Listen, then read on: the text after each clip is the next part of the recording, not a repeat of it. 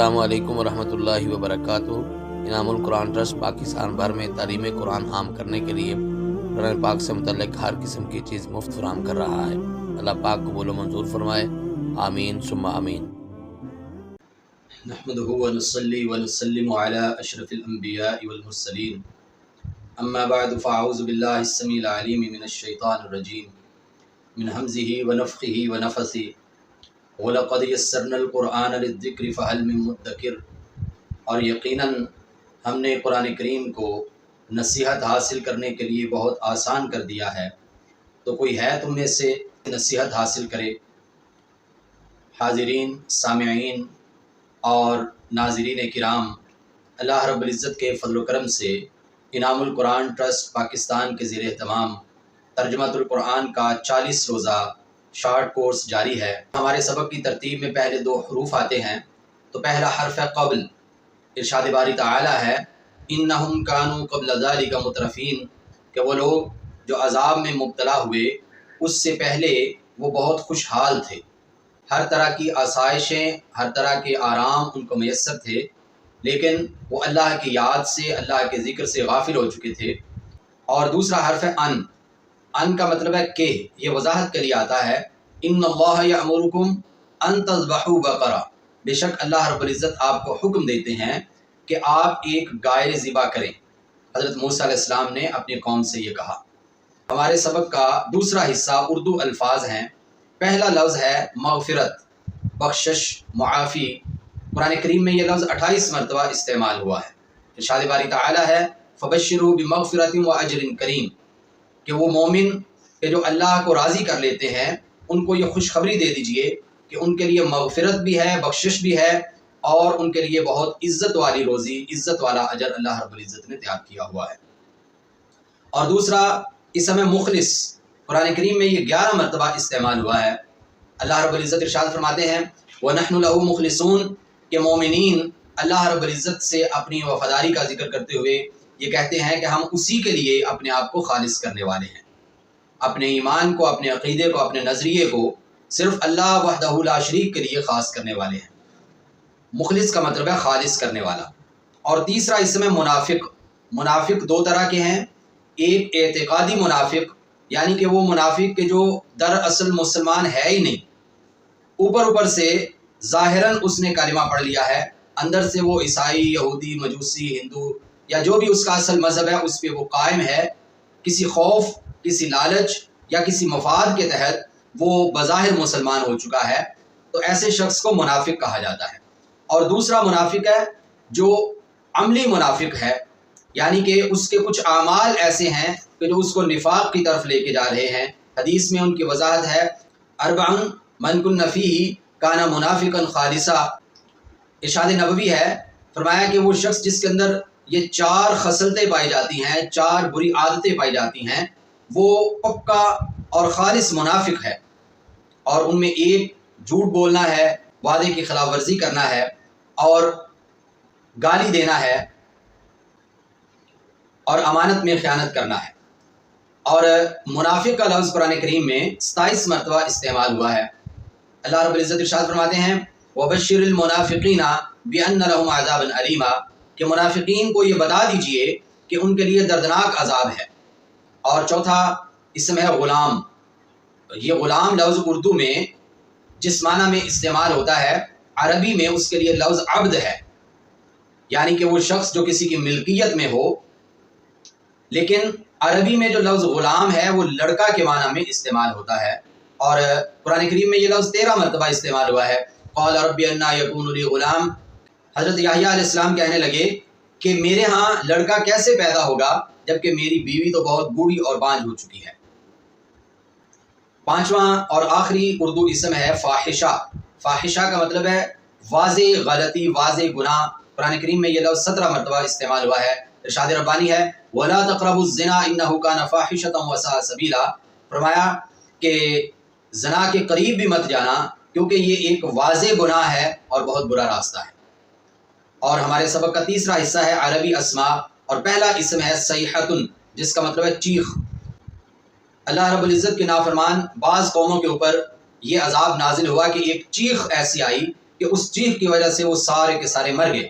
اور قیامت کا منظر جو ہے وہ بھی اسی طرح 2 طرح کی چیخوں سے قائم ہوگا کہ حضرت اسرافیل جو کہ سورہ اسرافیل کے اندر ایک پھونک ماریں گے جس کی وجہ سے ایسا شور، ایسی چیخ بلند ہوگی کہ اس وقت موجود تمام انسان اور تمام مخلوقات مر جائیں گے۔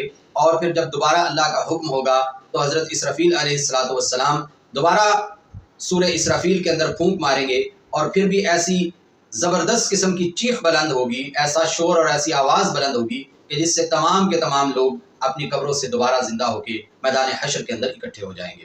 تو صیحۃ کا مطلب ہے چیخ۔ یہ لفظ قرآن کریم میں 13 مرتبہ استعمال ہوا ہے۔ ارشاد ربانی ہے یوم یسمعون الصیحۃ بالحق، کہ وہ قیامت کا دن ہے کہ جب وہ حق کی طرف سے آنے والی، اللہ رب العزت کی طرف سے آنے والی ایک چیخ کو سنیں گے۔ اور دوسرا اسم ہے صدق۔ صدق کا مطلب ہے سچائی۔ قرآن کریم میں یہ لفظ 14 بار آیا ہے۔ ارشاد ربانی ہے ھذا یوم ینفع الصادقین صدقہم، کہ قیامت کا دن وہ دن ہے کہ جب سچوں کو ان کی سچائی کا بدلہ عنایت فرمایا جائے گا۔ تیسرا عربی اسم ہے الضراء، جس کا معنی ہے تکلیف، جس کا معنی ہے تنگی، جس کا معنی ہے پریشانی۔ قرآن کریم میں یہ لفظ 10 مرتبہ استعمال ہوا ہے۔ ارشاد ربانی ہے ينفقون فی السراء والضراء، کہ مومنین تنگی کی حالت میں، آسانی کی حالت میں، ہر 2 حالتوں میں اللہ کے راستے میں قربانیاں دیتے ہیں، اللہ کے راستے میں خرچ کرتے ہیں۔ اور چوتھا اسم ہے طائر۔ طائر کا مطلب ہے پرندہ، اس کی جمع طیور ہے، اگرچہ یہ اردو میں بھی استعمال ہوتا رہا ہے، جیسا کہ اے طائر لاہوتی، اس رزق سے موت اچھی جس رزق سے آتی ہو پرواز میں کوتاہی۔ اور بھی کئی جگہ پہ یہ اسم جو ہے جمع کے طور پہ بھی اردو اشعار کے اندر بالخصوص استعمال ہوا ہے۔ اور قرآن کریم میں یہ لفظ 19 بار آیا ہے وَلَا طَائِرٍ يَطِيرُ بِجَنَاحَيْهِ إِلَّا أُمَمٌ أَمْثَالُكُمْ۔ اللہ رب العزت ارشاد فرماتے ہیں کہ اڑنے والے جو پرندے ہیں، کوئی ایسا پرندہ نہیں ہے کہ جس کے اسی طرح کے گروہ، اسی طرح سے وہ لاتعداد اور بے شمار نہ ہوں جس طرح کے انسان ہر دور میں بے شمار رہے ہیں۔ یعنی اللہ کی مخلوقات جو ہیں وہ اللہ ہی جانتے ہیں کہ ان کی تعداد کتنی ہے۔ اور 5واں اور آخری عربی اسم ہے طائفہ۔ طائفہ کا مطلب ہے گروہ۔ ارشاد ربانی ہے وَدَّ طَائِفَةٌ مِّنْ أَهْلِ الْكِتَابِ، کہ اہل کتاب میں سے ایک گروہ یہ چاہتا ہے کہ مسلمان ایمان لانے کے بعد واپس کافر ہو جائیں، ان کے عقیدے، نظریے، جو ان کا عیسائیت، یہودیت، ہندو مت یا جو بھی ان کا نظریہ ہے اس میں واپس چلے جائیں۔ لفظ طائفتن جس کا معنی گروہ ہے قرآن کریم میں 37 بار استعمال ہوا ہے۔ حضرات گرامی، ہمارے سبق کا آخری حصہ ہے عربی افعال۔ پہلا فعل ہے استخرجا، جو کہ قرآن مجید میں 4 مرتبہ استعمال ہوا ہے۔ استخرجا یستخرجو، اس کا مطلب ہے نکالنا۔ ثم استخرجها من وعاء اخیہ، حضرت یوسف علیہ السلام کے بھائیوں کی تلاشی لیتے ہوئے، جو تلاشی لینے والا تھا اس نے پہلے تو باقی بھائیوں کے تمام تھیلوں اور سامان کی تلاشی لی، اور آخر میں حضرت بنیامین کے تھیلے میں سے وہ پیالہ نکال لیا جو کہ انہوں نے پہلے سے وہاں پہ رکھا ہوا تھا۔ یہ پورا واقعہ یقیناً آپ لوگوں نے سنا ہوا ہے، بہت دلچسپ بھی ہے اور بہت عبرتیں اور نصیحتیں بھی ہیں۔ یہ واقعہ ہمیں پڑھنے کی، اس کو سمجھنے کی ضرورت ہے۔ اور دوسرا عربی فعل ہے استمع۔ استمع یستمع، قرآن مجید میں یہ فعل 16 مرتبہ آیا ہے۔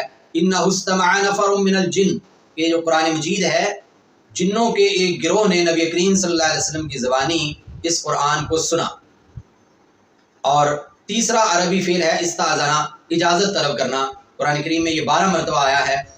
فَلْيَسْتَأْذِنُوا كَمَا اسْتَأْذَنَ الَّذِينَ مِن قَبْلِهِمْ، وہ بچے کہ جو اب بلوغت کی عمر کو پہنچ چکے ہیں، فرمایا کہ پہلے تو وہ بلا اجازت گھر میں آتے جاتے تھے، لیکن جب وہ بالغ ہو جائیں تو پھر جیسے ان سے پہلے والے یعنی ان سے بڑے جو ہیں، جو بالغ افراد ہیں، گھر میں آنے سے پہلے اجازت طلب کرتے ہیں، اب یہ بھی بالغ ہو چکے ہیں، ان کو بھی چاہیے کہ یہ اجازت طلب کر کے آیا کریں۔ حضرات گرامی، چوتھا عربی فعل ہے استحیا۔ استحیا کا مطلب ہے حیا کرنا۔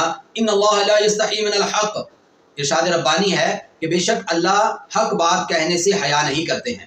اور یہ یاد رکھنا چاہیے کہ الحیاء من الایمان، حیا ایمان کے حصوں میں سے ایک بہت زبردست حصہ ہے، اور جس میں حیا نہیں ہے اس میں ایمان نہیں ہے۔ لیکن کچھ ایسی جگہ ہیں کہ جہاں پہ جھجکنا، شرم کرنا، جس کو عام زبان کے اندر حیا کہہ دیا جاتا ہے، تو ایسا کرنا وہ نقصان دہ ہے، بالخصوص جہاں پہ حق بات کہنی ہو اور جہاں پہ علم حاصل کرنا ہو، وہاں پہ شرماتے رہنا، چپ رہنا، جھجکتے رہنا یہ مناسب نہیں ہے۔ اور استحیا یستحی یہ فعل قرآن کریم میں 9 مرتبہ استعمال ہوا ہے۔ 5واں اور آخری فعل ہے استبشرا۔ استبشرا کا مطلب ہے خوشخبری دینا، فاستبشروا ببیعکم الذی بایعتم بہ، فرمایا کہ وہ تجارت جو تم نے کی ہے اس تجارت کی وجہ سے خوش ہو جاؤ۔ مومنین سے یہ کہا جا رہا ہے کہ آپ نے اپنے مال، آپ نے اپنی جانیں اللہ کے حوالے کر دیں، اللہ کے راستے میں قربان کر دی، یہ بہت اچھی تجارت کی ہے آپ نے، اور اس تجارت کی وجہ سے آپ لوگ خوشخبری حاصل کر لو۔ حضرات گرامی، استبشرا یستبشرو یہ فعل قرآن کریم میں 7 مرتبہ استعمال ہوا ہے۔ آج کی اس مبارک مجلس کے اندر قرآن کریم کا تذکرہ کرتے ہوئے، قرآن کریم سے نصیحتیں حاصل کرتے ہوئے، قرآن کریم کا معنی و مفہوم سمجھتے ہوئے ہم نے سینکڑوں الفاظ سیکھے ہیں۔ اللہ رب العزت ہمیں اسی طرح قرآن کریم کا معنی و مفہوم سمجھنے کے لیے قرآن سے جڑنے کی توفیق عطا فرمائے۔ وما علینا الا البلاغ المبین۔